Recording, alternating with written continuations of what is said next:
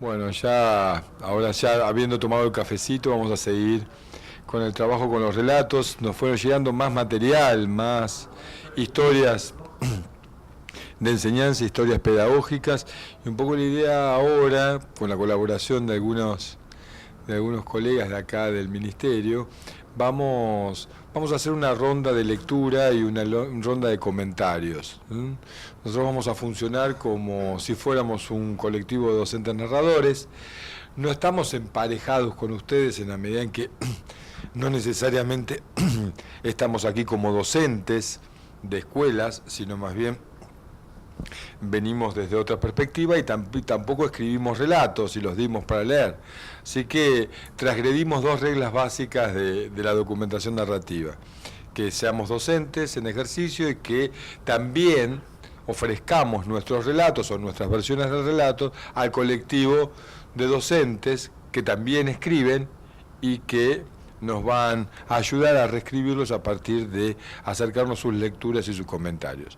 A pesar de estas dos cuestiones, me parecía interesante poder incorporar también a otros lectores y a otros comentadores, editores de textos, para ver cómo funciona, cómo podría estar funcionando el dispositivo de la documentación narrativa, y también para advertir la posibilidad de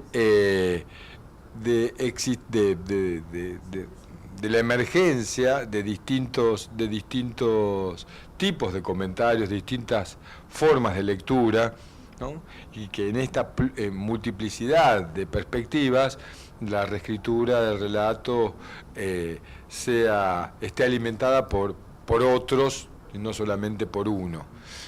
También esto me va a permitir a mí hacer no solamente comentarios al texto, sino también comentarios a los comentarios, de forma tal de poder ir también ajustando o viendo cómo los comentarios se alejan de la corrección o de la evaluación para incorporarse en este círculo hermenéutico de juego de interpretaciones acerca del relato en cuestión. Así que yo le voy a pedir a Mónica, están con nosotros también Elena y Federico, que van a ser también lectores críticos de los relatos que ustedes nos hicieron llegar.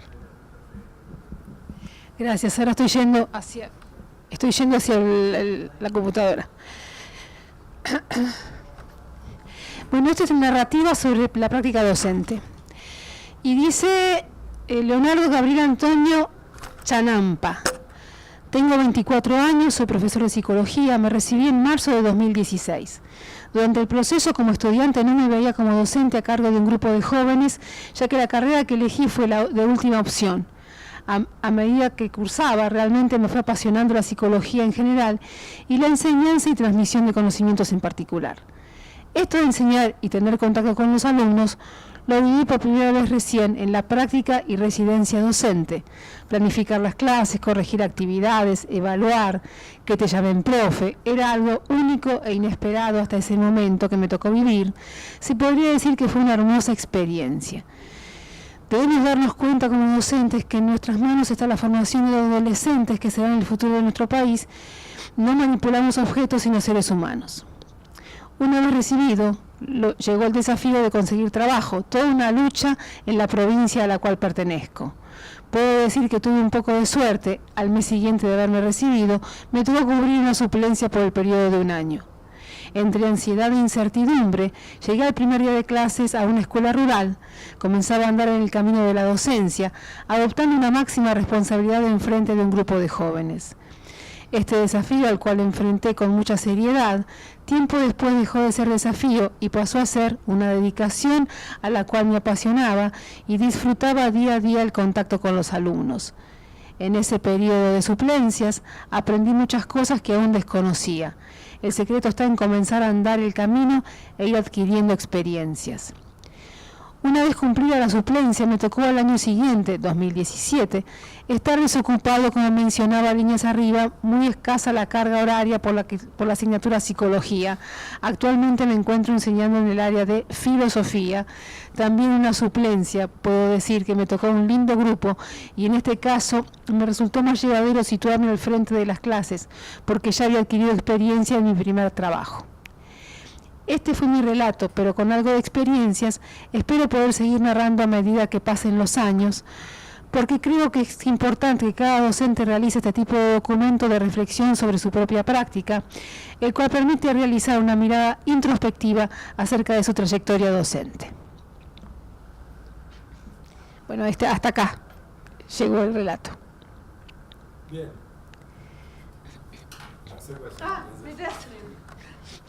Sí, es engorroso esto. Nos acercamos, ¿les parece? No tenemos el texto, pero bueno. Sí, bueno, entonces escuchamos la lectura del relato, que no es lo mismo que leerlo uno mismo, ¿no? Cuando uno lee puede volver sobre lo leído y detenerse en algún fragmento, ¿no? Esta es una limitación que aparece al principio de la documentación narrativa, ¿no? Primero se hacen prácticas de lectura a viva voz, se comenta de manera oral, posteriormente ya se trabaja con el texto, la lectura se hace del texto, no necesariamente en las instancias presenciales, uno se lo puede llevar y leerlo varias veces entre sesión y sesión del taller o en momentos específicos, también para estar en buena disposición para la lectura, puede leerlo varias veces, detenerse en esos núcleos significativos muchas veces. Advierto esto porque no necesariamente se hace así en los procesos de documentación narrativa. La escritura, como comentábamos en el recreo, la escritura le agrega un plus de reflexividad al texto, la posibilidad de este distanciamiento alienante respecto del texto también permite una mirada más detenida y más exhaustiva respecto del texto, en fin.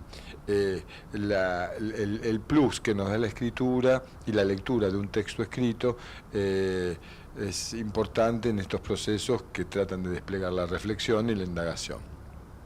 Entonces ahora lo que vamos a hacer es, yo les voy a habilitar a cada uno algunos comentarios acerca del texto y posteriormente yo haré algunos comentarios sobre el texto y algunos comentarios sobre la forma de plantear los comentarios por parte de ustedes, ¿sí?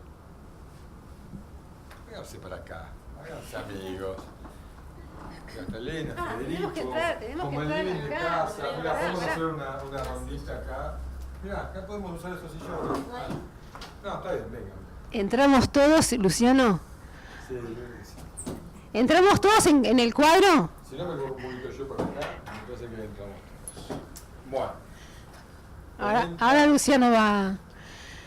Comenta. Así. Empezamos la ronda de comentarios. Bueno, en principio me parece muy interesante ese rescatar ese primer momento del docente frente a su trabajo específico.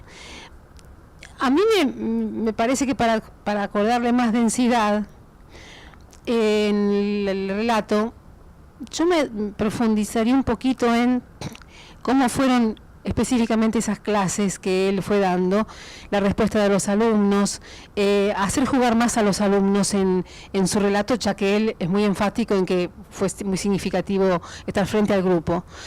Y por otro lado, también, como él está relatando su incipiente trayectoria como docente y menciona que estuvo sin trabajo, también profundizar un poco esa beta.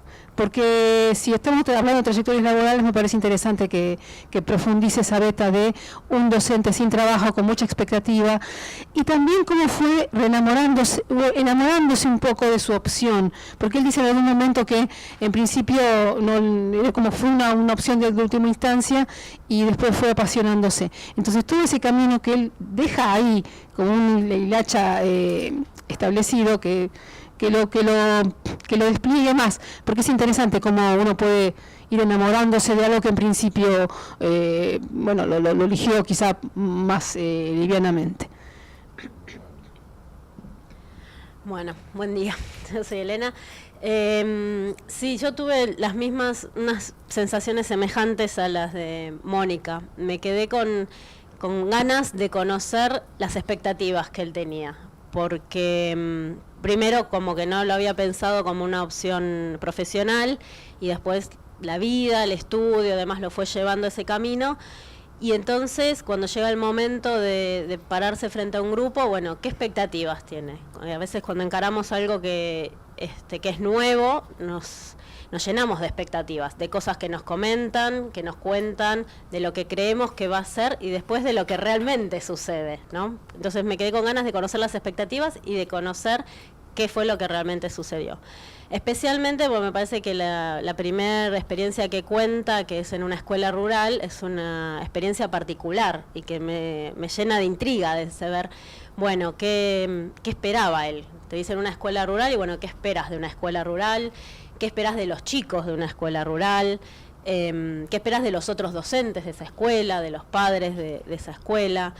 Y también, ¿qué esperaban los chicos? Porque él dice que va a cubrir una suplencia y entonces esos chicos estaban esperando a un docente nuevo que no conocían. ¿Y qué esperaban? ¿Y cómo resultó esa experiencia? Yo me hubiera centrado en eso, solamente en eso, porque me parece un relato muy rico y muy potente con las cosas que se cayó y que no escribió. En eso, me quedo en eso. Tengo la sensación que se cayó muchísimo y me gustaría leerlo, eso que se cayó. Bueno, buenos días. A mí me llamó la atención el texto, no pude evitar caer en esa relación bilateral que se da, porque es como que los alumnos, el docente formaba a los alumnos, pero a su vez los alumnos forman al docente. Él cuenta que se encontró con un grupo de chicos, el cual quizás no estaba esperando, o lo esperaba de otra manera, y se sorprendió con esa relación, y es verdad como una realidad, un grupo de alumnos pueden cambiarle la mentalidad a un profesor sin que se dé cuenta. El escenario en el cual se encuentra la escuela rural, todo lo que puede significar una suplencia, pero cómo él fue descubriendo la belleza de la profesión y cómo se afirmó aún más cuando encontró a los chicos en este caso, ¿no? Que nos olvidamos que siempre es volcar, es transmitir, es construir a los alumnos y no nos damos cuenta que los alumnos construyen al docente también y que hay un feedback, y si hay un feedback está bueno escucharlo. ¿Qué es lo que tienen para decir? ¿A qué aspiran los chicos? Porque es muy probable que los chicos en esta escuela rural estén aspirando a otras cosas que no aspiran los chicos de una escuela metropolitana. Entonces hay mucho para escuchar también, hay mucho para hacer, pero hay mucho para escuchar, porque nos formamos mutuamente. Y si estamos construyendo el futuro, escuchemos el futuro, a ver qué tienen para decir. Eso es muy interesante también, me parece. Bueno, como pueden ver, no solamente los relatos son diferentes, sino también las lecturas que podemos hacer de los relatos. Más allá de que fue una lectura un tanto apresurada, ficcionalizada, digamos, por esta situación que estamos viviendo, digamos. Pero me parece interesante las tres series de relatos porque enfatizan cuestiones diferentes del relato, y esta riqueza de los comentarios también colabora primero a confundir un poco más al docente, pero es importante que eso acontezca, porque eso implica la desestructuración del sí mismo en el texto, digamos, ¿no? Hay muchos textos, y tal vez los primeros fueron más evidentes en esos, en los de la tanda anterior, en que son textos autosuficientes. Pareciera que no se les cayó nada, ¿sí? Muy probablemente no sean aquellos relatos, estuve sospechando en el recreo que no fueron primeras versiones, sino que es muy probable que esos docentes ya hayan tenido experiencias de documentación narrativa previamente, pues estaban muy bien elaborados, costaba hacer comentarios porque eran textos que se autosostenían y no tenían la forma de un borrador. Pero el primer comentario que yo le haría al texto es que es una cuestión de género o de subgénero. Nosotros pedimos un relato de una experiencia, Tu comentario iba un poco hacia eso, Elena, decir, yo me quedo con esa experiencia, porque en realidad lo que estructura la intriga del relato no es una experiencia que vivió el docente, sino la vida del docente. O sea, es más una historia de vida que un relato de experiencia. Los límites son difusos, por supuesto, pero me parece que esto es importante remarcar, porque está contenido en tu propio comentario, en tu lectura. Decís, yo me hubiese quedado con esto me alcanzaba para conocer la experiencia de nuestro docente narrador. Entonces, me parece que es diferente estructurar la intriga de un relato dando cuenta de una vida, o en torno a una vida, que en torno a una experiencia vivida. Es sutil la diferencia, pero una experiencia vivida es algo que acontece, que me acontece con aquello que acontece. En cambio, la autobiografía o el relato de sí o la historia de vida entrama la intriga en torno de toda la vida y de un conjunto de experiencias. Tu comentario, Elena, apuntaba justamente a eso, a tratar de que el relato dé cuenta de una experiencia y no de la vida del docente narrador. Por supuesto que es bueno escribir historias de vida. Toda escritura reflexiva, autobiográfica, tiene potencialidades formativas y, como él mismo dice, es importante que esto acontezca. Ahora, la documentación narrativa es bastante específica y trabaja con relatos de experiencia más que con historias de vida. Lo que nos interesa es ver cómo se puede contar en primera persona una experiencia, pero sin que esto dé cuenta de la biografía o de la autobiografía del profesor. Hay componentes autobiográficos, pero no satura el relato la propia vida de la experiencia. Y esto me parece que es importante porque la experiencia pedagógica cuya significatividad intentamos reconstruir a través de los relatos no es algo que sucede, acontece en la escuela y no en la vida de un docente. Para poner un ejemplo, que un docente se case puede ser altamente significativo en su biografía, inclusive profesional. Me acuerdo un relato de una docente que se casó con un oficial del ejército que lo destinaron a Zapala y se tuvo que viajar y enhebrar su propia historia profesional como docente en un lugar otro que ella no había elegido, sino... Y es importante en su propia biografía ese acontecimiento. Ahora, en sí mismo no constituía una experiencia, y no constituía en sí mismo una experiencia pedagógica, que es lo que tratamos de recuperar a través de la documentación narrativa. Así que este es el primer comentario. Tal vez, a partir de esta lectura, ¿no?, de esta tensión entre autobiografía o historia de vida y relato de experiencia, el comentario se oriente a decir, bueno, es muy interesante lo que contás de tu vida, pero me interesaría, como hiciste vos, que me profundices un poco más en esa ¿qué sucede? Pues decías, fundamentalmente con las expectativas de una escuela rural. Parece que lo rural también nos conmovió, porque Federico planteaba justamente que le interesaba conocer más, escuchar más acerca de este juego entre alumno-docente y del mutuo aprendizaje, y enfatiza en el contexto rural. Sería interesante saberlo porque serían chicos a los cuales nosotros no conocemos situaciones que no la conocemos tan minuciosamente y que no están documentados. Pero en ambos casos los dos planteaban comentarios que trataban de hacer focalizar el texto en núcleos de sentidos, ¿no?, que a su lectura fueron importantes. Las expectativas del docente frente a un nuevo grupo, tratar de reponer sentidos callados, ¿no?, como qué esperaba él, qué esperaban los chicos, cómo resultó esa experiencia puntual, o en el caso de Federico, cómo se fue describiendo, cómo se fue descubriendo él mismo en este juego con los niños, ¿no? con los estudiantes. Y de cómo los estudiantes tal vez nos ayudan a cambiar la mentalidad. Lo interesante es que Federico enfatizó eso en función de lo que dice el texto y no solamente en lo que él imaginaba, que resultaba importante reponer. Pues en el texto dice que hay una interacción ahí entre los estudiantes y el docente y se atisba la posibilidad de un cambio de actitud, un cambio de mentalidad, dice Federico, del docente narrador frente a esa interacción. Y le solicita en su comentario que profundice o amplíe esa situación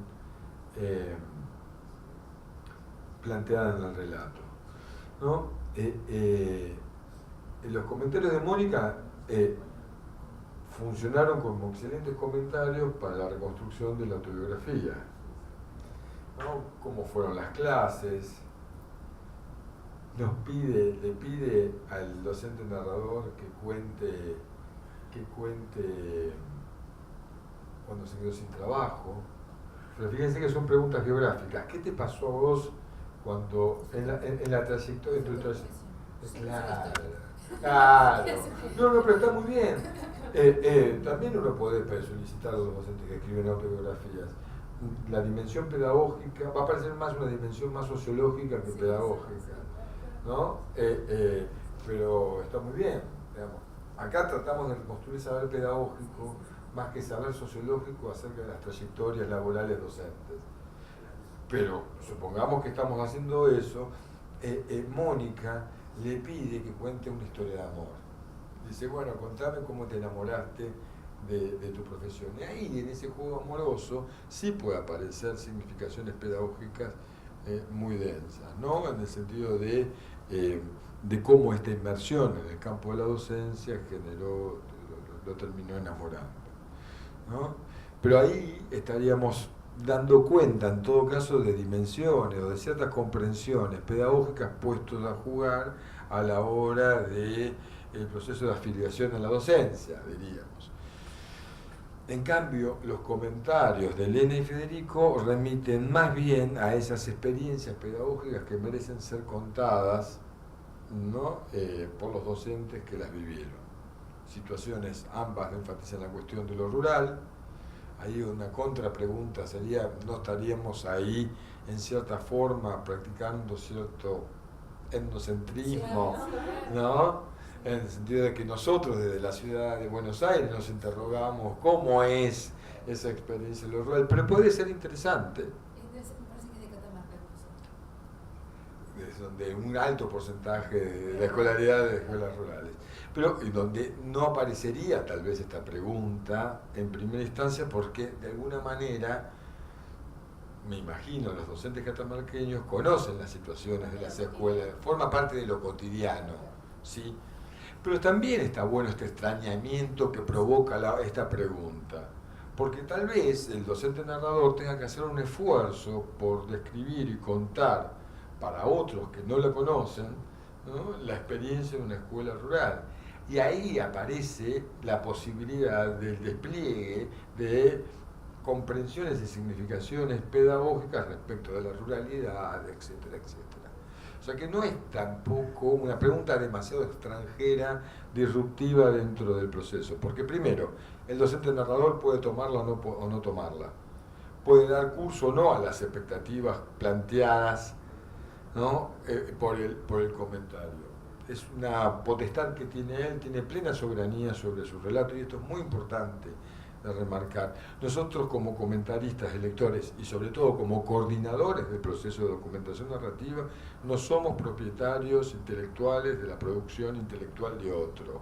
No se da ese proceso de enajenación que sí acontece en otros marcos de investigación, ¿no? Acá sucede que yo también hago etnografía, digo, cuando hacemos etnografía nosotros utilizamos los relatos de los otros docentes para escribir nuestra propia interpretación y nuestro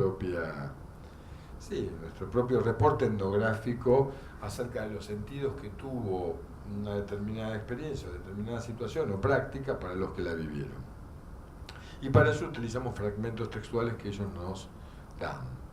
Por eso, como nos los dan, estamos exigidos al finalizar el proceso de investigación de devolver los resultados de la investigación. Yo siempre digo que si tenemos esa exigencia ética de hacer la devolución es porque primero le sacamos algo, si no, no hay forma de devolver. En documentación narrativa no ocurre nada de eso, porque el docente que escribe, reescribe, y escribiendo y reescribiendo, indaga su propia experiencia, termina siendo el autor del relato de experiencia, no el investigador. Entonces esto también plantea una cierta soberanía, ¿no? Sabemos que nadie es soberano acerca de sí mismo, ¿no? Pero es una cierta soberanía respecto de las decisiones de escritura y de reescritura que va a tomar. Lo que no va a poder el docente narrador es eludir la reflexión que provoca el comentario. Ahora, puede tomarlo o no como un insumo para la reescritura del texto. Bueno, pero resultó interesante este juego de lecturas, este juego de comentarios. Imagínense lo rico que puede ser este proceso, ¿no? De escritura, lectura, comentario cruzado y conversación. En un colectivo de docentes, ir rotando los docentes y cómo la mirada de estos otros docentes, que seguramente conocen la ruralidad, conocen el paño del encuentro, del aprendizaje de los docentes respecto de los niños, o de lo que significa una interrupción dentro de la trayectoria laboral docente, bueno, los puedan preguntar y enriquecer con sus lecturas la comprensión del propio texto por parte del docente narrador. Sí. ¿Algún comentario de ustedes? ¿Algo más? No, esto último que decías, que me gustó este juego porque leímos todos el mismo texto, pero no leímos el mismo texto en realidad. Permíteme un minutito. Esto que vamos planteando también sucede con la experiencia. Todos tuvimos la misma práctica de lectura, pero tuvieron experiencias de lectura diferentes. Esta es la distinción entre práctica y experiencia. La práctica fue similar, todos leyeron el mismo texto. Ahora, la experiencia de lectura, lo que le significó a cada uno y lo que rescató cada uno, aquello que lo que le sucedió a cada uno con lo que sucedía en el texto es diferente. Es en ese juego, ¿no? De esa pluralidad de sentidos, ¿no?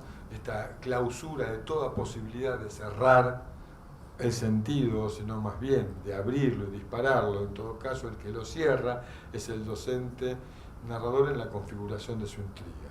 Pero esa suspensión del texto, en su inmanencia, digamos, en la configuración, se rompe cuando vuelva a ser leído. Eso va a acontecer también cuando esté el texto publicado. Y lo importante de la documentación narrativa es que trata de garantizar que cuando se dispone públicamente un relato de experiencia, ya haya recibido muchas lecturas por parte de pares, ¿no? Para no, digámoslo así, no mandar al muere al docente narrador con la publicación de algo que no está lo suficientemente trabajado. Entonces, justamente porque la autoría del texto en el momento de la publicación tiene esa paradoja. Soy más propietario que nunca de ese texto. Si alguien lo usa luego de publicado va a tener que citarme, como cualquier otro autor consagrado, pero al mismo tiempo, en el momento de publicarlo, pierdo el control acerca del sentido, acerca de la pragmática del texto. En la documentación narrativa, en los colectivos de docentes narradores, está el docente narrador al lado del texto para responder sentidos oralmente o para corregir, entre comillas, la lectura de otros. Exactamente. Cuando está publicado, él no va a estar. La alienación del texto es completa. Es público, es más que nunca propio, pero al mismo tiempo es más que nunca ajeno en la medida en que pierde el control acerca de las lecturas del propio texto. Entonces, este juego de escritura, lectura, comentario y conversación a lo largo de la espiral, ¿no?, de la documentación narrativa, se va profundizando, los tonos de los comentarios van cambiando, los docentes narradores y los docentes lectores y comentadores se van especializando en su oficio de escribir, leer y comentar, y lo que en un momento aparece como tímido y cuidadoso se convierte en un trabajo, yo diría hasta febril, ¿no?, sobre los textos. Es muy interesante, por eso recomiendo que vean el video, muy interesante ver a los docentes absolutamente comprometidos con la escritura, la lectura, el comentario, y viendo también cómo se van convirtiendo en expertos del lenguaje, cómo comienzan, sin ningún manualcito, a considerar al lenguaje como una mediación inevitable para dar cuenta respecto de la propia experiencia, y no la ilusión de pensar que el lenguaje representa a la experiencia como algo que está allí por fuera, ¿no?, dispuesta a ser leída unívocamente por el lenguaje o por el conocimiento. El juego hermenéutico de múltiples interpretaciones en la reescritura de la propia interpretación de la práctica o de la experiencia, que es el relato, es fundamental.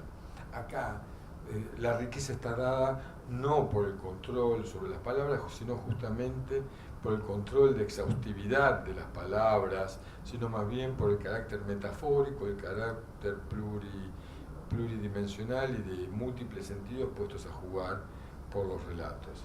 No se trabaja, como pretende la filosofía analítica, en pulir un lenguaje que permita dar cuenta fehacientemente y objetivamente de lo que acontece, sino que el lenguaje y realidad se entremezclan, se multiplican los sentidos, las interpretaciones constituyen un juego de interpretaciones, y en ese juego interpretativo es donde el relato se alimenta, ¿no?, de sentidos que ni siquiera el autor sospecha que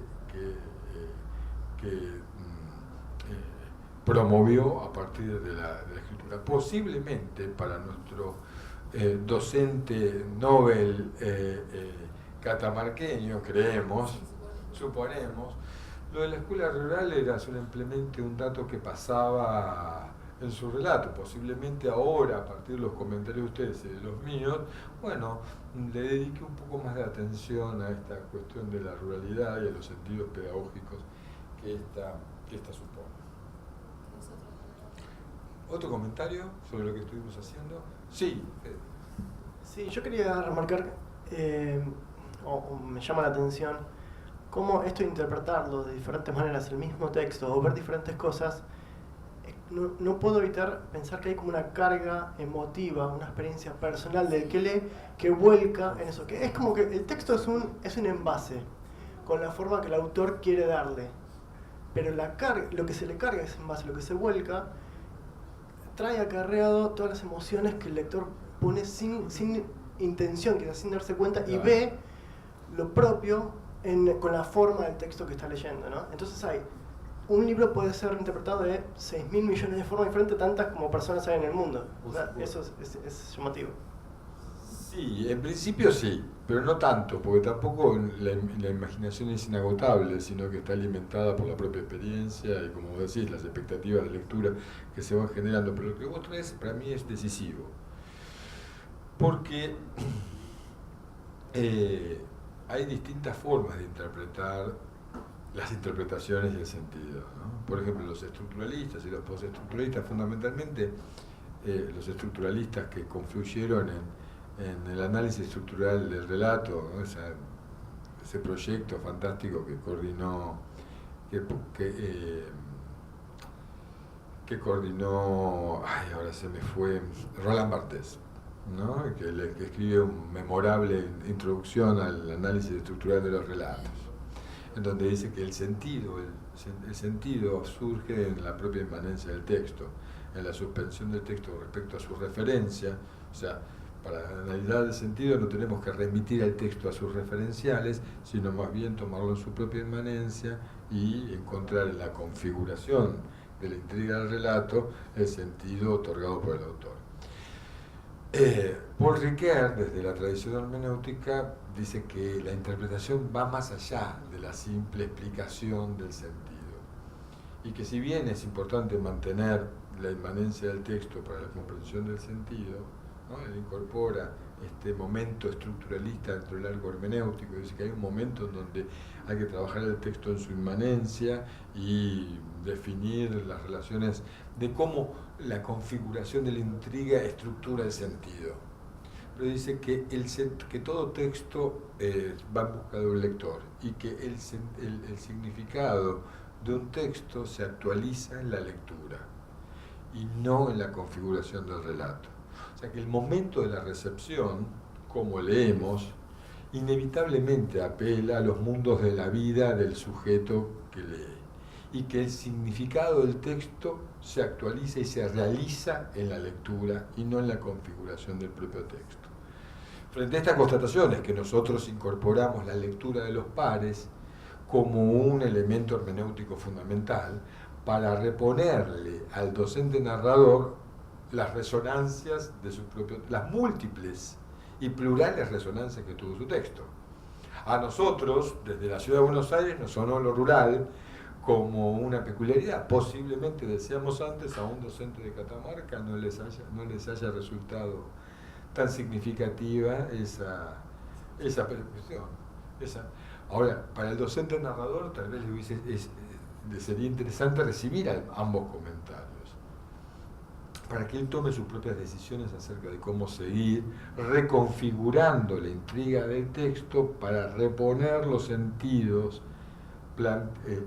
comunicados por el comentario, ¿no?, respecto de la lectura de otros, la recepción de otros del texto. Entonces, cuando planteamos que documentar narrativamente experiencias pedagógicas no es solamente escribirlos, sino también reescribirlos, y reescribirlo a partir de las lecturas comentadas por los otros, estamos tratando de abrir este juego hermenéutico de interpretaciones y ponerlos al servicio de un documento narrativo que, para ganar densidad, requiere trabajar en profundidad con los significados puestos a jugar por los distintos actores. También otro comentario que a mí me pareció muy interesante, esta apelación a que el docente narrador reponga las voces de los estudiantes para tornar más dramática el relato, ¿no? Y por supuesto, de cómo esas formas o esas, si ustedes quieren, esas tácticas de escritura tienen efectos acerca del significado que le atribuyen los otros. No es lo mismo que te describan una conversación que leer una conversación, ¿no? En el sentido de que ahí es muy probable que se pueda dar cuenta de la multiplicidad de sentidos que también la experiencia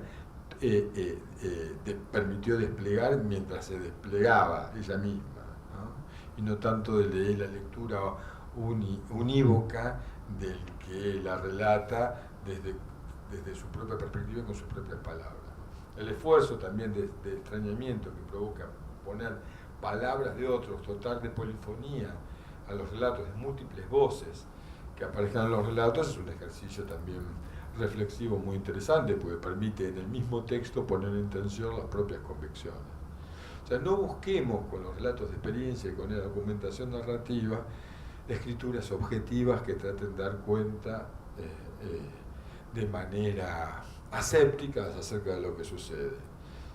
Justamente lo que nos permiten los relatos es poner a jugar o poner en primer lugar las significaciones que nosotros le atribuimos a lo que hacemos, que según gran parte de la teoría social, ¿no?, constituye parte de los objetos sociales, las representaciones, ¿no? La antropología es muy nítida al respecto, ¿no? Y la etnografía social fundamentalmente, ¿no? Pienso en Clifford Geertz y muchísimos antropólogos que advirtieron ya en la década del 80, ¿no?, el papel de la etnografía y de los relatos etnográficos o los informes etnográficos para dar cuenta del mundo de significaciones, ¿no?, habitado por los sujetos humanos, ¿no?, esta trama de sentidos que también forman parte de la objetividad social. Entonces, lo que trata de la narrativa pedagógica y la documentación narrativa es que el docente asuma protagónicamente esta reconstrucción de sentido respecto de su propia experiencia en la práctica docente. ¿Alguna pregunta más? Bueno, podemos seguir con otro relato, ¿les parece? Yo se lo pasé ya a ellos. Ah, bueno, lo podemos leer otro más. Tenemos un rato más. Bárbaro. Sí, tenemos una horita. Perfecto, podemos seguir dándole una vuelta a las lecturas, que es lo más interesante de todo esto. Bueno, vamos con el micrófono portátil hacia las computadoras. A ver, ¿cuál agarramos ahora, chicos? Yo les mandé 3, pero creo que esos 3 no son Porque no le podemos. hay uno con una noción.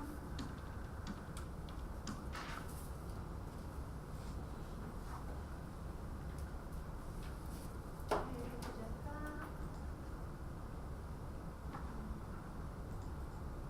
A ver, ¿cuál tiene?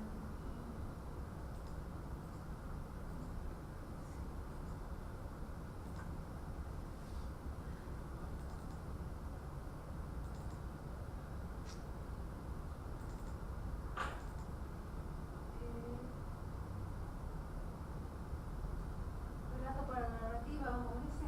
¿Cuál es más narrativa? Porque yo tengo varios archivados. Relato para la narrativa.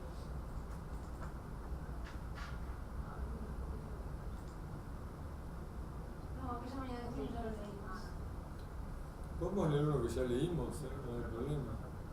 Ese es lo que acabamos de leer. Otro.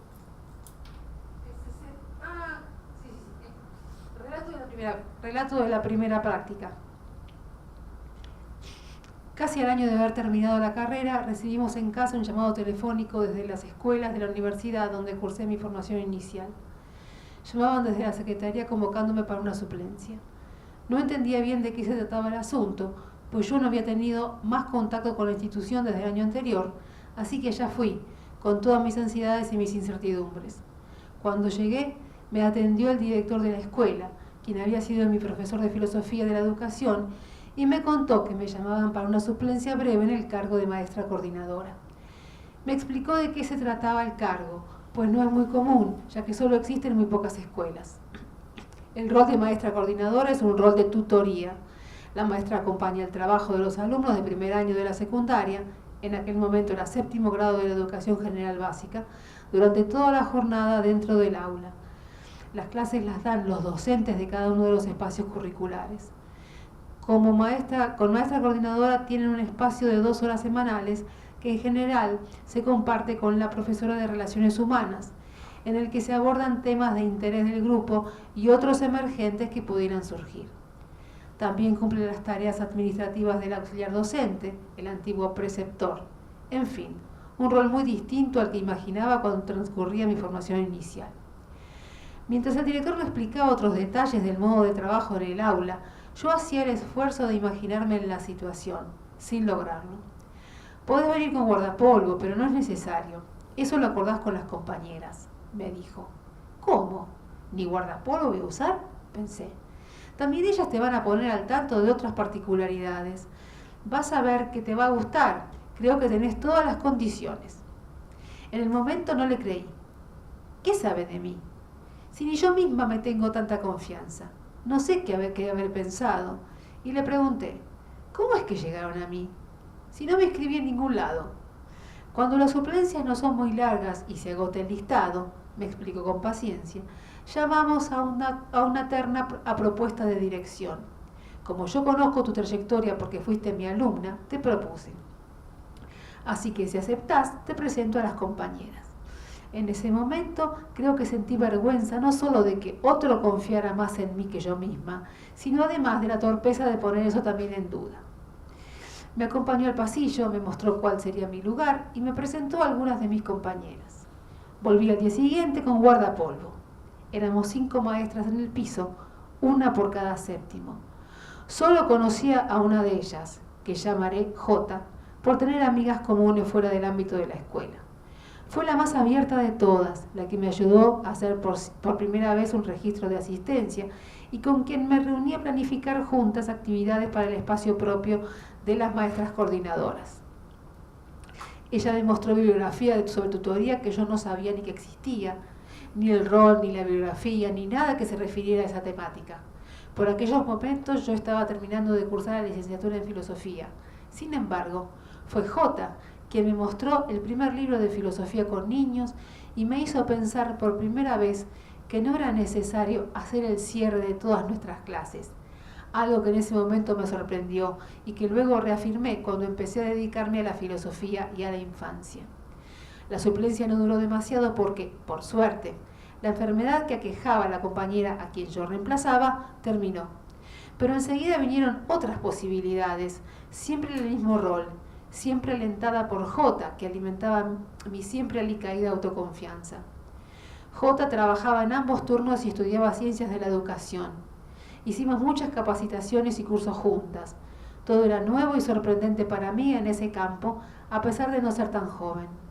Sin duda, compartir con ella mis primeras experiencias hizo que aprendiera a disfrutar de verdad el trabajo de ser docente y todas las posibilidades que implica.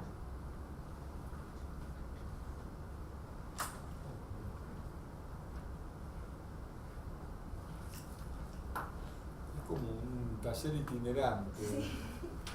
Y así uno se mantiene en forma, ¿no? Siempre levantamos, caminamos. Bueno, tenemos otro relato bastante diferente, aunque también habla de los primeros pasos como docente, ¿no? A ver, ¿quién se anima? ¿Empezamos para el revés? ¿Fede, empezamos? Dale.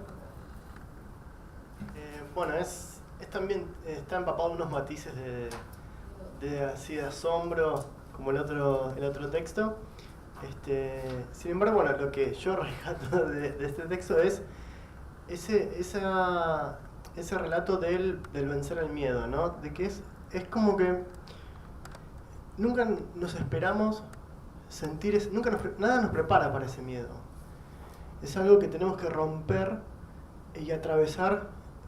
Es como parir, es como nacer y salir al mundo, y debemos atravesar eso. Y es llamativo cómo nos sorprende, nos sigue sorprendiendo. Sabemos que el primer día de todo, de lo que hagamos, de cualquier cosa, va a ser una crisis emocional, va a ser de todo. Y sin embargo nunca estamos preparados para eso, nunca. A pesar de que hayamos estudiado, nos hayamos formado para eso, nunca estamos preparados. Y me hace acordar bueno, que el miedo, el coraje no es la ausencia de miedo, sino la capacidad de sobreponerse a ello, ¿no? Incluyendo el ámbito para el cual esta persona se había preparado y capacitado. Y creo que, bueno, vuelca en su texto esto constantemente, todo el tiempo, en todo, en la bibliografía, en los compañeros, hasta hace mención al hecho de no usar un guardapolvo, como si el guardapolvo fuese un escudo, un tótem, algo que te da seguridad, ¿no? Y lo vulnerable que puede ser alguien que se va a plantar enfrente de un curso a nada más ni nada menos que instruir a los alumnos. Y sin embargo sigue siendo una persona vulnerable, pero no lo transmite, digamos, debe sobreponerse a ese miedo. Y hay muchos matices que saltan de esto que leímos, ¿no? Me saltan un montón de dudas y preguntas para la persona que lo escribió, también de saber qué pasó, cómo continuó, que quiero saber el final de eso, ¿no? Y surgen millones de interrogantes con respecto a eso. Si Federico tuviera la oportunidad de tener nuevamente el texto, esas otras preguntas podrían adquirir forma y formularse. Posiblemente no se animó a hacer esas preguntas porque no tenía el texto encima, y eso es comprensible. Eso no sucede en la documentación narrativa. Nosotros tendríamos el texto y podríamos volver sobre el texto para justamente que nuestros comentarios estén informados en más de una lectura del texto, ¿no? Bueno, seguimos con él. Sí, un poco a mí me pasó eso. Mientras él hablaba, trataba yo de recuperar y estaba a la pesca de más información. No sé, me sentí rara con este texto porque, no sé, esa fue la sensación, porque absorbí un poco este miedo, toda la intriga plantea, me parece que está bien propuesta como esa intriga de ver, bueno, ¿qué le pasa? ¿Qué le va a un puesto que no conoce? Y al mismo tiempo me quedé con la intriga de ver qué implicaba ese puesto. Porque ella dice, y es una de las cosas que estaba tratando de recordar, que no es muy común ese puesto de maestra coordinadora. Entonces, al no ser muy común, lógico, yo no lo conozco, no lo conocía. Y es la primera vez que me acerco a este puesto y me quedé con esa intriga de ver, bueno, qué implica pedagógicamente ese puesto de maestra coordinadora, si todas las escuelas lo tienen, si no es común, no la tienen todas las escuelas, entonces, ¿por qué las escuelas que lo tienen, lo tienen? Y cómo, si es algo que no es común, ella entonces no estaba formada o preparada para ese puesto. Y ahí me interesó el rol que juegan las compañeras, sobre todo esta Jota, que no sé si es señora, señorita, señor o señorito, es Jota. Sí, usa el femenino. Sí, usa el femenino.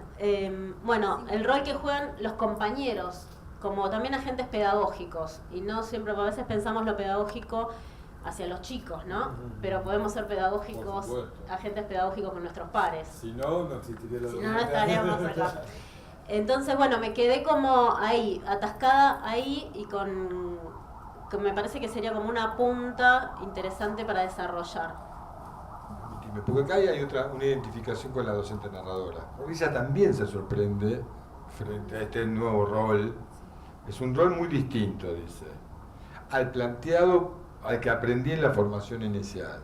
O sea, que ese extrañamiento que a vos te provocó también puede ser convertido en un relato que puede ayudar a la docente narradora a mostrar más las hilachas, lo que se cayó de su propio asombro, ¿no? Sí.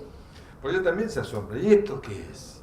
Y me parece que es el nudo un poco del relato, ¿no? Esta idea de que para lo que estuve preparada no es la práctica. La vez pasada hablamos del shock de la práctica como un momento de desaprendizaje de los aprendizajes de la formación inicial.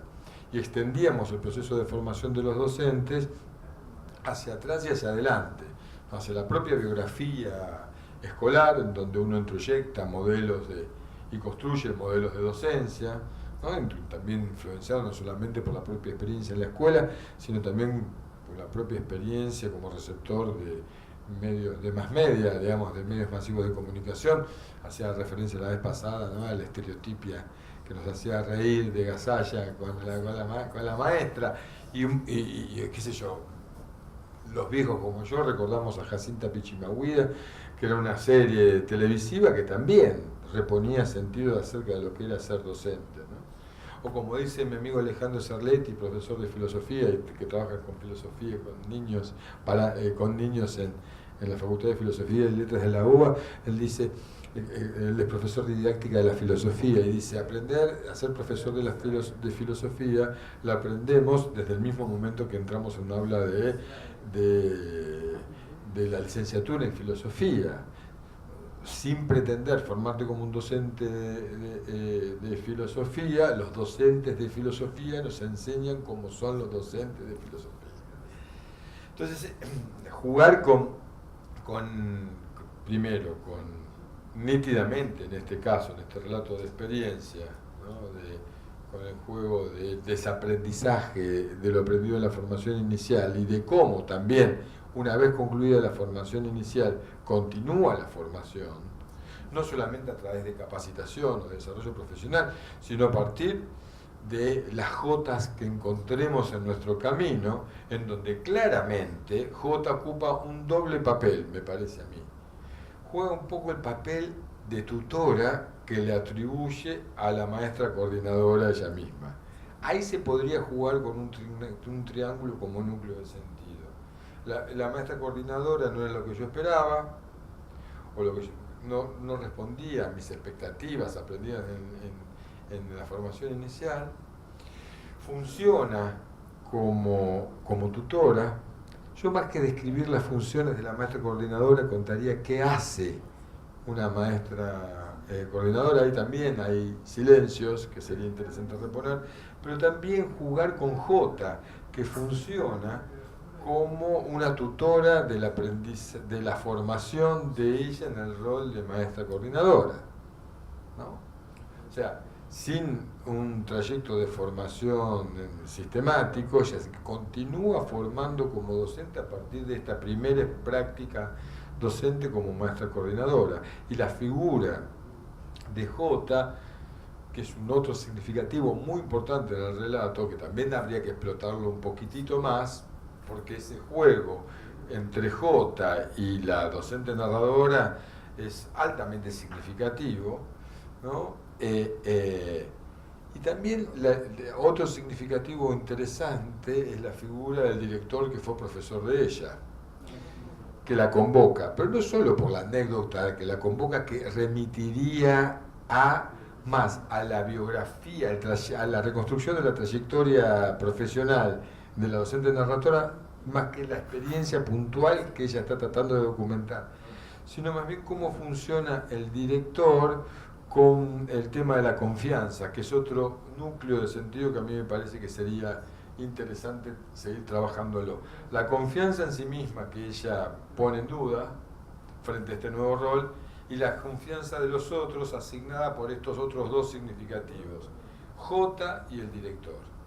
Entonces ahí hay una trama de sentido que sería muy interesante desplegar para conocer la experiencia pedagógica de ocupar un rol docente para el cual nos fuimos formados, y de cómo la propia práctica también presenta ciertas oportunidades para que esa formación se concretice. J funcionaría como estos maestros que ahora están asumiendo el papel de formadores al acompañar, ¿no? O tutorear la inmersión docente de los docentes nobles. Entonces, en ese juego entre director, que también representa la formación inicial, pues también acá hay una especie de paradoja. Me convoca el director para un cargo para el cual no fui formada a partir de su conocimiento de mí en mi formación, ¿no? Es un lindo juego, ¿no? ¿Cuáles serían justamente las expectativas de este director respecto de esto? Y acá este comentario que acabamos de hacer puede disparar la indagación narrativa. Recordemos, no es solamente hurgar en la propia memoria, porque también nuestra propia memoria está impregnada de sensaciones, pero también de prejuicios improductivos. El ejercicio de escritura facilita este descentramiento respecto de sí mismo, porque el texto habla alejado de nuestra escritura, de nuestra enunciación, habla en sí mismo, hay algo dicho en el texto al cual podemos volver, ¿no? Generando esta alienación del texto respecto a nosotros, esta objetivación, sino que también permite, bueno, la irrupción de que ciertos personajes de la historia se ocupen determinados papeles, ¿no? En el caso del director, como esto que nos permite descentrarnos de la propia formación inicial y nos permite trabajar un poco más la sorpresa de que nos provoca un rol, ¿no? O un papel o una posición docente para la cual supuestamente no habíamos sido formados, siendo convocados por aquel que nos conoció en aquella instancia. Y después en otro momento ella comenta mis ansiedades e incertidumbres, el comienzo del texto. Me llamaban a una suplencia para un papel y yo fui con todas mis ansiedades e incertidumbres. Contámelas. Decime cuáles son. ¿Cuáles eran esas incertezas? Tal vez después de escribir el relato. Ahora, cuando lo vuelvas a leer, tal vez puedas pensar cuáles fueron tus incertidumbres y las ansiedades. Que no sea solamente un recurso literario para dar cuenta que ibas nerviosa, sino que para contar los contenidos de ese nerviosismo, de esa ansiedad y esa incertidumbre. Porque justamente la incertidumbre es la zozobra de la propia certeza, digamos, la zozobra de aquello que se materializa después al enfrentarse a un rol muy distinto al planteado en la formación inicial como el de maestra coordinadora. Así que me parece que el texto es muy rico en materia. Otra relación muy interesante es cómo tratar de hacer más explícita la relación entre esta primera experiencia y su opción por la filosofía con niños. Porque debe haber un conjunto de significados pedagógicos que unen estas dos experiencias. Tal vez la posibilidad de no cerrar, como ella dice, una actividad, o la posibilidad de ocupar, esto lo comenta rápidamente, pero sería interesante que lo profundice, una posición diferente, una posición docente diferente a la esperada, o a la ritualizada, o a la estereotipada, ¿no? Y también como la posición docente de maestra coordinadora, la posición docente que explicitaba la formación inicial y esperaba la formación inicial, y la posición docente del trabajo docente con filosofía con niños, ¿no? Y su actual tema encuentra ahí un núcleo de sentido que permita desplegar aún más la significatividad pedagógica que tuvo esta primera práctica como docente en esta suplencia. Sí, no, un poco pensando en este triángulo profesor de la narradora y la relación con Jota, y cómo Jota la va completando su formación para que haga frente a su nueva situación. Me pregunto si no hay en esa inseguridad que ella confiesa también una puesta en cuestión de su formación de base, siendo que el profesor la considera, porque recuerda que fue su alumna habilitada para eso, y ella no lo considera, digamos, como si no se estuviera visibilizando una brecha entre esa formación que recibe y la puesta en acto de esa formación frente a un rol particular en su carrera docente, digamos, ¿no? Que ahí se giraría todo en torno a la relación J, narradora, profesor de la narradora. Pero me llamaba la atención eso, porque incluso después, como ella, no sé por qué mantiene a J con la letra cuando es un rol sumamente positivo el de J. Yo dije, bueno, va a decir algo negativo de J y no la quiere exponer. Pero no, es absolutamente exaltadora del rol que cumplió. Entonces me parece extraño que la oculte tras J. Sí, sin embargo J nos provocó este interrogante. Por ahí ponerle J provoca esta inquietud en nosotros como lectores. No hay, esa decisión es una decisión que vaya a saber por qué la tomó. Lo interesante puede ser cómo juega que se llame J, que ella llame J a este actante, a este personaje que aparece en el relato. A mí me causa intriga, pero después respeto su decisión de ponerle J, pero también evalúo la eficacia pragmática de ponerle J en la intriga. ¿No? Me parece que puede ser interesante. Aunque también el director tampoco tiene nombre. Y tampoco conocemos el nombre de ella, al menos yo no conozco el docente de la razón. Pero bueno, me parece que ahí también tienes un relato con muchas potencialidades de ser desplegado. Y fíjense, como el anterior, dan cuenta de primeras prácticas, de primeras experiencias, y son completamente diferentes las significaciones que traen, que parecería estar trayendo cada uno de estos docentes narradores. Porque acá sí hay como un destino que no está, un futuro, una proyección que no está explicitada, que Elena y yo pedíamos que se explicite un poco más de esta relación con la filosofía con los niños, ¿no? Cómo juega todo esto por algo ella lo pone y dice que hay una relación, este descentramiento del rol esperado.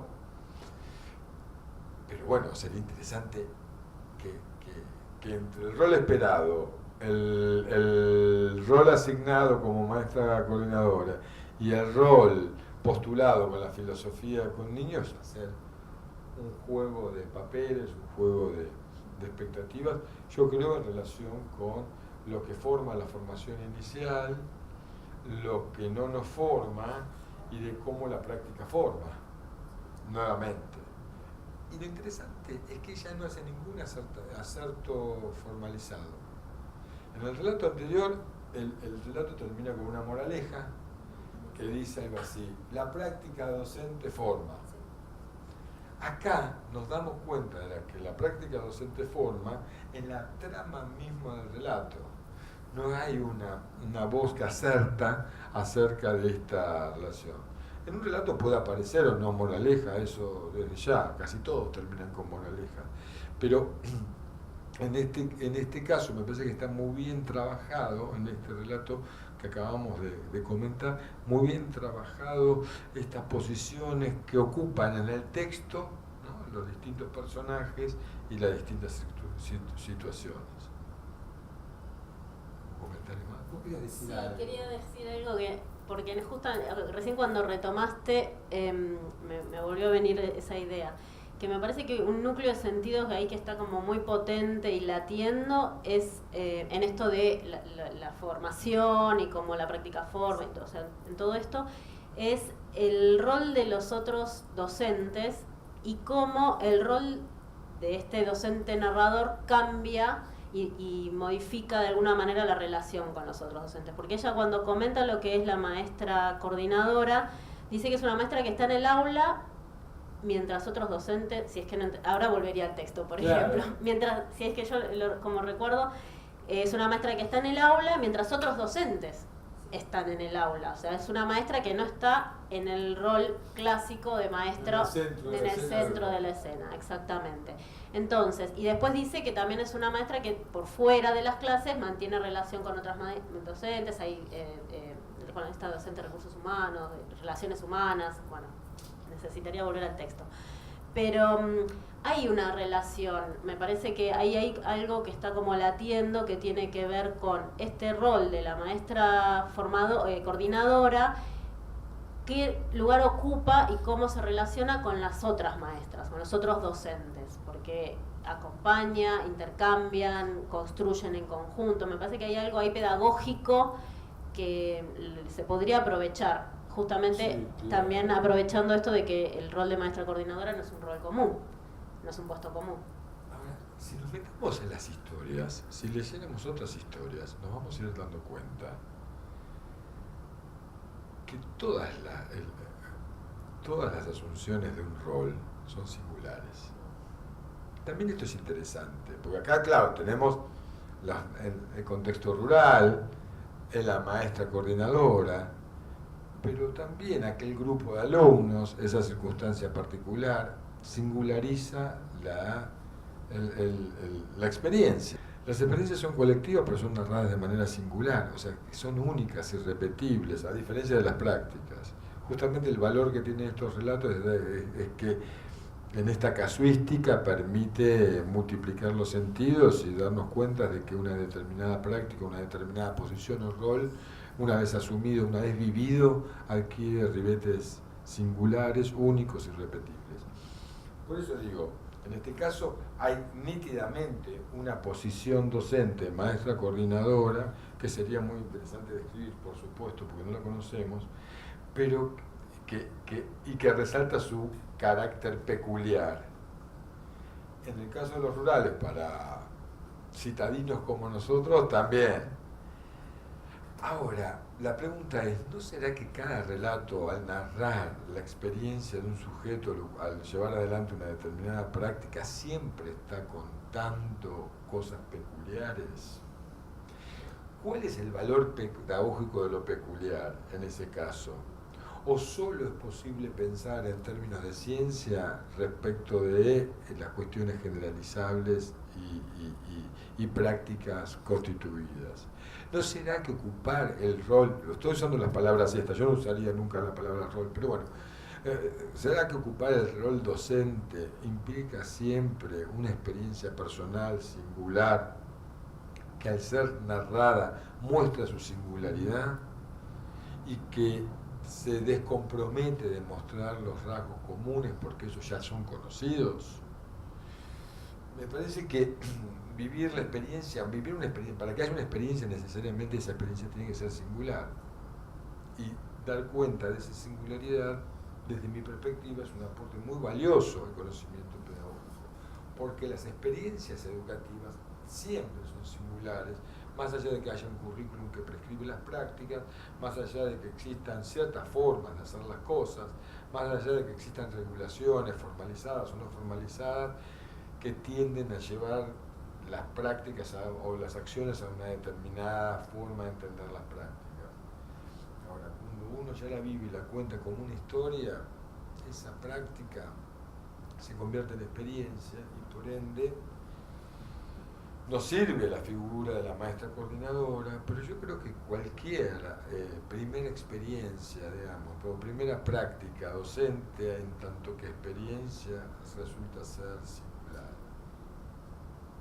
¿Algo más? ¿Pasamos a otra? ¿Nos da para otra más? Sí, tenemos. Sí, tenemos. Pero nada más, seguramente no sé.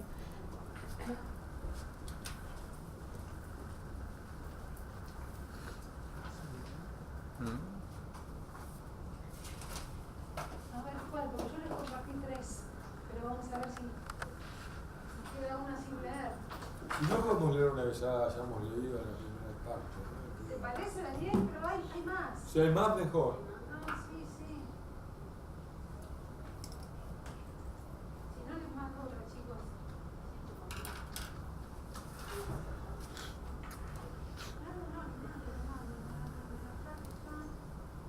A ver, ¿qué les mandé?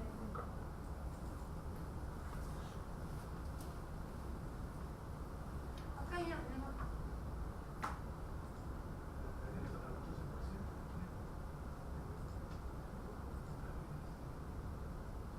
Se les mando. ¿Qué les mandé? No, las mandaste, ya las leímos. Ya las leímos, bueno. Se les mando.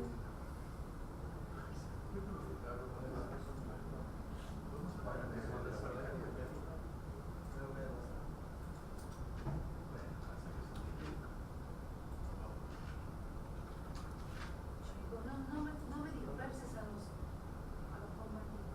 Hay otra. Ya de todas formas.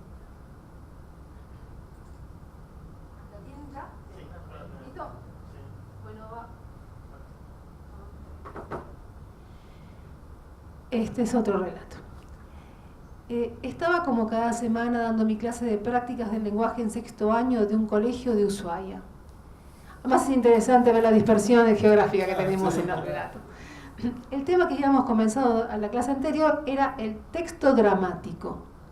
Comencé la clase comentando a los alumnos sobre la obra que íbamos a trabajar, La Nona, de Roberto Cosa. Luego de explicar que debíamos realizar una transposición audiovisual de la obra, los chicos se interesaron muchísimo y ellos, sumado a la inmediatez característica de las nuevas generaciones, pedí que activaran su Bluetooth en los teléfonos y les compartí la obra.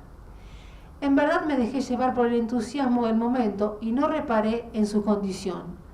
Su tutora no había llegado a dar a la clase de ese día. Les propuse sentarnos en círculo. Luego de definir quién representaría cada personaje de la obra, comenzamos a leer los diálogos. Él se sentó a mi lado y cuando le tocó el turno a Francisco, era el nombre de a quien representaba en la obra, el silencio reinó en el aula. Exactamente ahí recordé su hipoacusia. Moví su brazo con mi codo y comencé a leer. A partir de allí, decidió desde su silla colocar el teléfono al costado de la cara de cada persona que representaba a un personaje, y así podría seguir el guión leyendo los labios de sus compañeros a la vez. Se mimetizó con el personaje y al no darse cuenta de los tonos que manejaban sus compañeros, puso todo el énfasis que él consideraba que debía tener la obra y su personaje, motivando y desinhibiendo sin saber a cada uno de sus compañeros. Las risas reinaron en el aula a medida que transcurría la obra y Francisco se ganaba todas las miradas. Minutos después se cierra el telón. Esto es un relato de la profesora Gina Chanta. Bien. Ushuaia. De Ushuaia.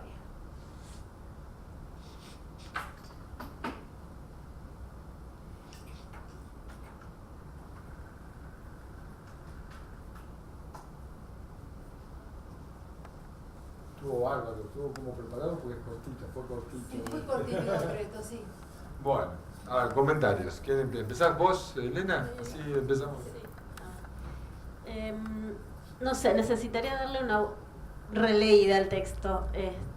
Me costó, no sé si es la manera en la que está escrito o esto de querer generar intriga, que al final se resuelve de golpe la intriga, que no terminé de captar bien lo que estaba sucediendo. Lo que me dio la sensación, me faltó, es el contexto esta vez. La situación, la puesta en escena de la situación. O sea, y en este caso vos sentís que falta información. Sí. A mí Puede suceder eso también, y el comentario tiene que venir por eso hablaba yo de un delicado equilibrio entre información y sentido, ¿no? Porque hay veces que para reponer sentido necesitamos más información contextual, etcétera. ¿Sí? Y yo tuve la misma sensación que vos. Me quedé esperando más, ¿no? Uy, ya terminó. Sí. Sí, fue cortito y sí, eso me faltó, más información respecto de la situación, del contexto, de la situación, quizás del personaje, porque pone a Francisco en el primer lugar, pero lo pone en primer lugar casi finalizando el texto, ¿no? Entonces, si Francisco es tan importante para esta narrativa, me lo presentó tarde. No necesariamente, salvo porque puede tener mucha densidad. ¿Sabes qué me acordé cuando dijiste eso de otro ejemplo? No sé si vieron la película Apocalipsis Now, que trabaja Marlon Brando. Aparece al final y 7 minutos y se come la película. Está bien, es Marlon Brando. Pero digo, no necesariamente que tenga nombre propio, lo digo por el contraste con J, ¿no? Te da más información respecto del personaje, ni tampoco la descripción minuciosa de en qué momento aparece. Puede aparecer al final, eso es un recurso literario del docente narrador. Sí, lo que nos puede dejar de tener conciencia es el lugar que ocupa Francisco en toda la historia. Es más, la experiencia parece ser de Francisco, no de la docente narradora. Entonces, sería interesante que ella complete el sentido acerca de qué le pasaba a ella con un Francisco. Porque ahí la información que nos tiene que dar de Francisco es diferente de que pedírsela de Francisco en sí. Si nosotros estamos viendo que el relato de experiencia que tiene que contar es el relato propio, ella puede contarnos la historia de Francisco en ese juego dramático que estaban haciendo, pero en función de lo que le provoca a él la aparición de un Francisco en escena. Eso me parece que es la cuestión. No tanto que nos cuente Francisco como si existiera Francisco, sino el lugar que ocupa Francisco en el relato y para darle sentido a esta experiencia. Por ejemplo, J en el relato anterior jugaba un papel muy interesante de mostrarnos cómo los docentes ocupan muchas veces posiciones de tutores primero y que también completan o colaboran o coforman a sus pares en un proceso. Y no fue necesario contarnos demasiada información de J, ni siquiera darnos el nombre para ver cómo jugaba ese papel en el relato. Acá Francisco aparece descripto, pero no aparece enlazado en el juego de significaciones que le provoca a nuestra docente de Ushuaia la irrupción de Francisco en la experiencia. ¿Se entiende? Yo lo percibo a Francisco como bastante disruptivo, porque ella ahí se da cuenta de que hay un chico hipoacúsico. Es decir, que lo que dice Elena, que falta relatar un poco el contexto, falta detallar un poco el contexto, es cierto. Y además incluso que a ella la sorprende, es como si... Porque ella aclara que no estaba la tutora. Entonces, bueno, me parece que es interesante cómo este Francisco, que es disruptivo, que es hipoacúsico, y dato central que yo no había tenido en cuenta, bueno, después la situación se va encarrilando, pero también esto que Elena dice que nos falta, también le faltaba a ella. Digo, como cuando se planta frente a la clase para poner para desarrollar la obra de teatro de Roberto Cosa y darle un papel a cada chico. Sí, estoy de acuerdo con vos. Ahora, fíjense qué interesante los relatos como nos hacen conversar y pensar en términos pedagógicos. Pie de página fue esto, ahora volvemos. Sí, pero tal vez la sorpresa que ella tiene con Francisco nos la pueda contagiar en el relato generando intriga. No es que tiene que haber datos de información sobre el contexto previamente para que la irrupción de Francisco esté naturalizada. Yo estoy de acuerdo, a mí también me faltó información. Ahora, ¿cómo la administra en la secuencia del relato? Es una decisión de ella. Es interesante, a mí me parece interesante que la sorpresa que ella tuvo con Francisco nos la provoque a nosotros también en la lectura. ¿Cómo un hipocúsico? ¿No? Uno dice, ¿cómo un hipocúsico en una obra de teatro es así? ¿No? Generando una identificación entre la experiencia y nosotros, la sorpresa frente a algo inesperado. Ahora estoy de acuerdo y fíjense que nos da información de contexto, más que otros. Habla de prácticas de lenguaje, del tipo de actividad que hacían, que no estaba la tutora. El tema es cómo configura con esa información una trama que permita dar cuenta de la significatividad pedagógica que tuvo para ellos esa experiencia, que me parece que es lo que se calla al relato. Nos falta la docente narradora. Pareciera que la docente narradora es la que propone la experiencia y la que ve lo que sucede. ¿Cómo está ella ahí en esa situación? ¿Qué le pasa a ella cuando descubre que hay un chico, que Francisco es hipocúsico? ¿Qué le pasa a ella cuando él la provoca con esa secuencia que pone en tensión la situación? ¿Y qué le pasa a Francisco? ¿Y qué le pasa a los compañeros de Francisco? Porque es una situación que es de sorpresa, disruptiva, porque no está esta tutora y de tensión. Y me imagino que debe haber sido una situación, no sé, donde también están otros personajes ahí involucrados. O sea, ¿qué le pasa a Francisco a encontrarse en una situación de exposición donde no está su tutora? ¿Qué le pasa a los compañeros? Francisco ahí dice un poco que se ríen, hubo risas, ¿qué pasó? Pero queda ahí, ¿no? Claro. Y bueno, esas risas son de burla, son de porque estamos disfrutando el momento, son de acompañamiento a Francisco, son de picardía, no sé. Eso, pasan esas sutilezas, me parece falta. Es como que mediante una especie de serendipia se descubre un instrumento irruptivo de desinhibición de los compañeros. Hay un recurso pedagógico inesperado, pero ese recurso pedagógicamente funciona perfecto. Desinhibe a los compañeros. Hay risas, se suman al juego, dice ella, se complementan en ese juego mediante un desacierto, mediante su condición de hipocúsico que era inesperada, se genera algo lúdico y a través de lo lúdico se vuelca a una actividad pedagógica ideal, en la que se desinhiben. Y yo lo que veo y destaco es ese uso de la adversidad, de lo que podría llegar a ser un problema, como un factor desencadenante de una actividad muy rica, enriquecida, ¿no? Claro, está en potencia.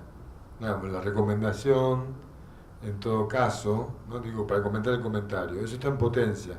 La recomendación en todo caso de Federico, creo, entender yo, tiene que ver con explotar un poco más esa situación dramática que se da en la obra de drama, porque también está este juego de cajas chinas.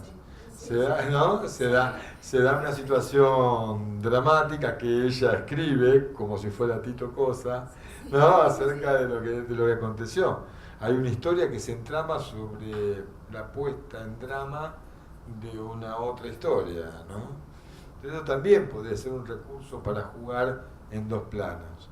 Fíjense como en este, y me detengo un poquitito acá, como en este tema, con un relato de experiencia, que es un relato, que tiene información, que tiene intriga, que tiene un desenlace.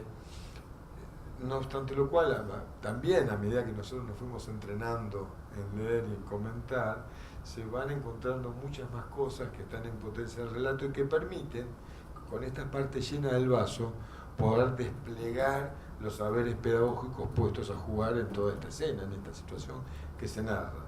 sin necesidad de caer en un lenguaje formalizado, abstracto, matematizado o en tercera persona y despersonalizado. Pero para que eso pueda acontecer, para que lo singular pueda acontecer y para que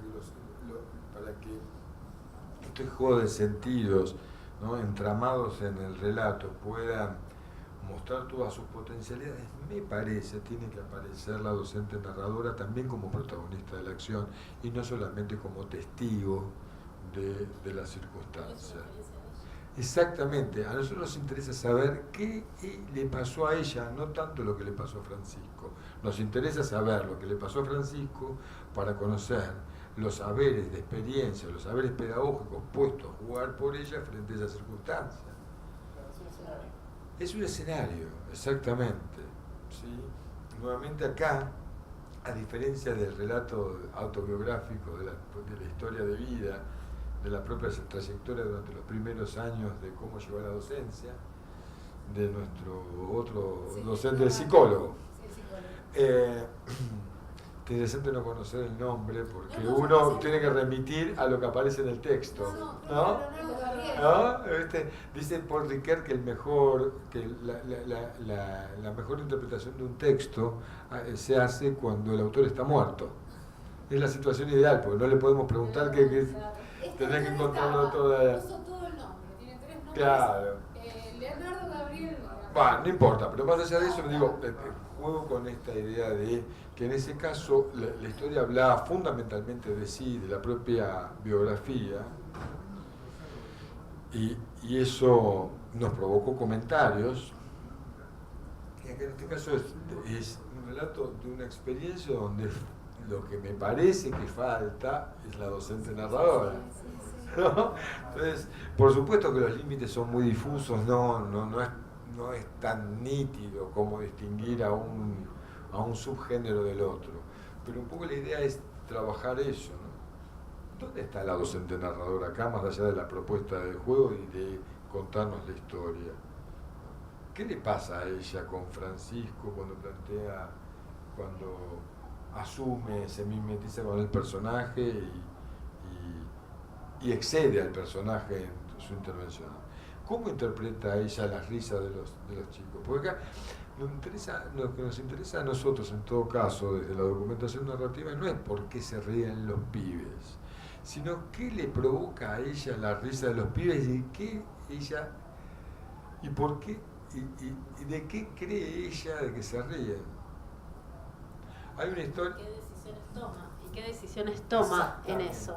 Me parece que falta eso, como si a mí me quedó la sensación que al leerlo ella ya lo hubiera llevado planificado, como que ya estaba armado, y estoy segura que no. Esas fueron decisiones que ella fue tomando en el momento. Entonces, puede ser. Hay un relato muy lindo que a mí me encanta, que lo hizo una docente de Ciudad y de Provincia de Buenos Aires, que se llama Cuando toda la clase se quedó dormida. Claro, tuvo como 8 o 9 versiones antes que se publicara, ¿no? Y muchas vueltas y demás, y además de todo, Silvia Mateo, la autora. La nombro porque está publicado en un librito que sacó Novedades Educativas, que acompañó el último número de la revista el año pasado, que es muy interesante porque hay 20 relatos muy lindos ahí publicados. Bueno, en este relato ella cuenta de una clase, ella llega a una clase y está toda la clase haciéndose, o están como dormidos. Ella no sabe si están dormidos, pero sospecha que ahí hubo una confabulación. No sabe para qué ni por qué, pero ella decide seguir el juego. Y no les reta, ni les dice, ni llama a un preceptor, ni... Lo que hace es, busca en su cartera un libro que tenía y comienza a leer una historia sobre un marinero que se pierde, baja en la Patagonia y se pierde. Se va al barco y se pierde. Entonces cuenta las peripecias del barco, del marinero perdido, desde mi lectura, haciendo un paralelo con su propia desazón e incertidumbre en la clase que se queda dormida. Entonces comienza a leer lo que hace, ella cuenta las decisiones que va tomando, pero tampoco da las razones pedagógicas de por qué lo hace, sino cuenta lo que hace. Y va entramando el relato de la historia con lo que sucedía en el naufragio de su clase. Y está muy interesante ese relato, porque en realidad en ningún momento ella explica, sino que todo el tiempo cuenta. Y esto es lo interesante, ¿no? Dice, yo hice esto porque no sé, Vygotsky plantea... No, dice, yo frente a estas circunstancias no sé por qué atiné a sacar un libro de mi cartera y comenzarlo a leer. ¿No? Después el desenlace de la historia es que suena el timbre y los chicos, ella sigue contando, no le alcanzaron los 40 minutos de la clase para leer el cuento, lo sigue contando y nadie se movía. Y después, cuando vuelven del recreo, un pibe, y termina así, le pregunta a ella, ¿vamos a seguir leyendo? Muy linda la historia, es muy buena. Pero en un momento ella explica, sino que cuenta, ¿no? Y que al contar está la explicación, entre comillas, en el sentido de que enhebra el sentido que tuvo para ella y para los chicos y mantiene la intriga de una manera formidable. Bueno, Silvia Mateo escribe muy bien, además. Entonces ahí tiene una ventaja, porque, insisto, no se trata de un taller de escritura, no pedimos que los docentes se conviertan en escritores, lo que solo le pedimos que cuenten las historias de docentes. Entonces, la apelación o la interpelación es a un docente que narra y no a un narrador que también es docente, ¿sí? Y esto me parece que es una distinción importante porque, sin lugar a dudas, escribir bien o tener hábito de escritura colabora con todo esto, las competencias narrativas puestas a jugar, pero lo que se trata acá no es solamente de la belleza del relato o de la composición literaria del relato, sino más bien de los sentidos que están por detrás. Bueno, dicho todo esto, me parece también que este relato tiene muchas potencialidades, como vimos. Miren todo lo que nos dio de hablar.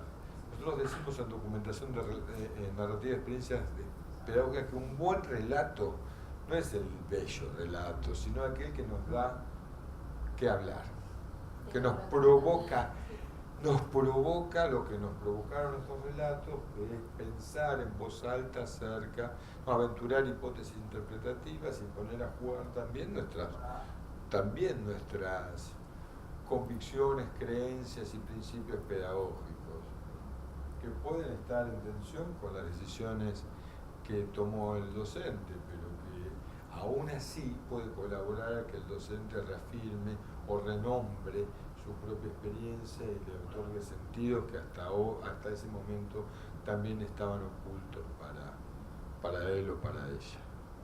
¿Algún otro comentario de Sí, yo diría que vayamos, son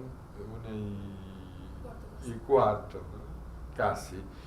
Yo, si les parece bien, lamentablemente no tenemos oportunidad me encantaría recibir comentarios y también preguntas, observaciones, si fuera posible también insultos acerca de la clase. No, digo, tal vez pueden mandar algunas cosas, yo voy comentando mientras tanto un poco lo que hicimos, que es también dramatizar un tanto precariamente lo que es un espacio de documentación narrativa. Imagínense que acá estuviera con nosotros los docentes narradores, las posibilidades que tendría de contestar nuestras interpretaciones, ajustar nuestros comentarios, intervenir en lo que faltó acá, que fue una conversación entre pares, ¿no?, en torno de los relatos, que hubiese tenido la oportunidad de escuchar nuestros propios relatos y de entramar en ese juego intertextual, digamos, la conversación pedagógica que promueve la documentación narrativa, y de cómo todo ese intercambio podría estar colaborando para que cada uno de nosotros, y sobre todo los docentes narradores, cuando vuelven a su casa puedan, tranquilos, en otras condiciones, escribir o reescribir su relato. Insisto, sin considerar nuestros comentarios como evaluaciones ni correcciones, sino más bien dejándose llevar por el juego de interpretaciones que hicimos jugar al comentar nuestra lectura, que es, insisto, la forma en que se actualiza el significado de un texto. También podríamos tener aquí en la mesa de trabajo nuestros relatos y volver a ellos permanentemente para informar nuestra conversación y no hacerlo nosotros depositando demasiada confianza en nuestra memoria, ¿no? Como decía el dicho, a las palabras dichas se las lleva el viento. Digamos, lo único que el viento puede llevar con la escritura son los papeles, pero si corremos y los buscamos podemos encontrar ahí lo dicho, el texto, ¿no? cuya inscripción nos permite dos cosas, diría Paul Ricoeur. Una es volver a leerlo todas las veces que sea necesario, y la otra es suspender su referencia en el marco de suspender por un momento su sentido referencial. Es decir, cuando uno habla, uno puede decir alcanzámela, ¿no? Con gestos, y la copresencia restituir el sentido sin las palabras. Cuando uno escribe todo lo que no está puesto, no hay oportunidad de reponerlo. Entonces, eso también genera otra dinámica respecto y suspende esa referencia. No puede decir, mira esto, sino describir y dar cuenta por escrito de lo que se dice. Bueno, esto por un lado. Yo plantearía que para terminar el seminario y acreditarlo, sería interesante lo siguiente: que escriban una versión 0 del relato de experiencia, cualquiera, como hicieron estos pueden ser la versión 0, que se lo den a leer por lo menos a otros dos docentes, en lo posible que hayan escrito relatos, sino a otros docentes que conversen en torno a los relatos y que reescriban el relato, y que a mí me envíen la primera y la segunda versión. Con eso es suficiente para esto. Una cosa más. Bueno, yo les quiero dar algunos tips para el envío del trabajo final. Como ya se los explicitó Daniel, igual después se los voy a mandar por escrito por si a alguno se le cortó la conexión, independientemente de que se va a subir la grabación, pero bueno, por si hubiesen tenido algún problema con conectarse para poder ir avanzando. Ya les mandamos todo el material que necesitaban. Por favor, acuérdense que en el cuerpo del trabajo tienen que poner nombre, DNI y correo electrónico. Eso en el cuerpo del trabajo. Por favor, porque después me mandan solamente los datos personales en el correo y un trabajo que después es difícil discriminar de quién es. Sobre todo porque Daniel les va a dar la devolución y necesita volcar en una planilla de quién es el trabajo. Así que por favor, eso es fundamental. Si yo recibo algún trabajo sin esos datos, se los voy a mandar de vuelta para que me los coloquen. Después, este link que les di para que se conecten está funcionando solamente en el horario que lleva la capacitación. Yo les aclaré, es una capacitación en tiempo real. No es que queda la capacitación en un espacio donde ustedes pueden ir y recuperarla. Recién lo van a poder hacer cuando la subamos al canal de YouTube. Pero si se meten de nuevo en este link, no va a pasar nada, no van a ver nada, porque de hecho no vamos a estar transmitiendo nada. Así que por favor acuérdense también de eso. Y después les voy a pasar por correo el tiempo que tienen para hacer este ejercicio. La cuestión es que lo hagan bien, si tienen que ampliar el tiempo se amplía, no hay problema. Lo interesante es que traten de seguir los pasos que el doctor Suárez planteó, de trabajar con colegas, en lo posible colegas que también tienen que escribir sus narraciones e intercambiarse la lectura e ir volcando las observaciones que tienen para que ustedes puedan hacer más denso la narración grado 1. Les agradezco muchísimo a todos el haber estado conectados. Gracias a Pablo San Pedro, nuestro compañero, gracias a Luciano Cubilla, a Ricardo Dolina, muchísimas gracias a Elena Díaz Pais y a Federico Arado que colaboraron en esta posibilidad de hacer más dinámico el desarrollo de la clase, porque fue muy complicado hacer un tipo de actividad como esta sin un feedback. La clase pasada no lo tuvimos, esta clase sí, así que fue mucho más rico. Y muchas gracias a todos aquellos que compartieron sus experiencias, porque fue muy enriquecedor trabajar con lo que nos mandaron.